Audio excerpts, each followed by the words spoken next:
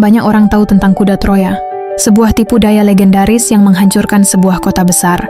Tapi sedikit yang tahu bahwa perang terbesar di zaman kuno itu sebenarnya dimulai hanya karena satu wanita, namanya Helen. Wanita yang disebut sebagai yang tercantik di dunia.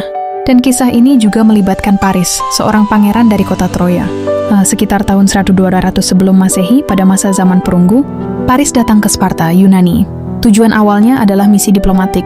Ia disambut oleh Raja Menelaus, penguasa Sparta. Namun di tempat itulah segalanya berubah. Paris justru melakukan pelanggaran terbesar dalam etika seorang tamu. Ia jatuh cinta pada Helen, yang ternyata adalah istri Raja Menelaus sendiri. Ketika Menelaus sedang pergi keluar kota, Paris membawa Helen pergi bersamanya kembali ke Troya. Tidak ada yang benar-benar tahu apakah itu penculikan atau kawin lari. Namun bagi Sparta, hal itu adalah penghinaan yang tak termaafkan. Menelaus murka. Ia segera meminta bantuan kepada kakaknya, Agamemnon, raja paling berkuasa di seluruh Yunani.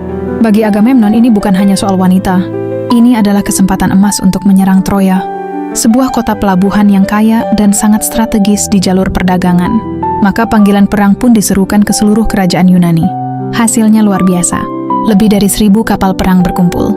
Sebuah armada besar yang kemudian dikenal sebagai The Thousand Ships. Puluhan ribu prajurit dari berbagai kerajaan datang untuk berperang. Di antara mereka ada pahlawan terbesar Yunani, seorang pejuang yang hampir dianggap setengah dewa, namanya Achilles. Armada laut terbesar di dunia kuno itu pun berlayar menyeberangi Laut Aegea, menuju wilayah yang sekarang dikenal sebagai Turki, tempat berdirinya kota Troya. Tujuan mereka hanya satu, menghancurkan Troya sampai rata dengan tanah dan membawa pulang Helen. Namun mereka belum menyadari satu hal, Troya memiliki tembok pertahanan yang hampir mustahil ditembus. Dan kota itu juga dilindungi oleh seorang pangeran pejuang yang luar biasa, namanya Hector.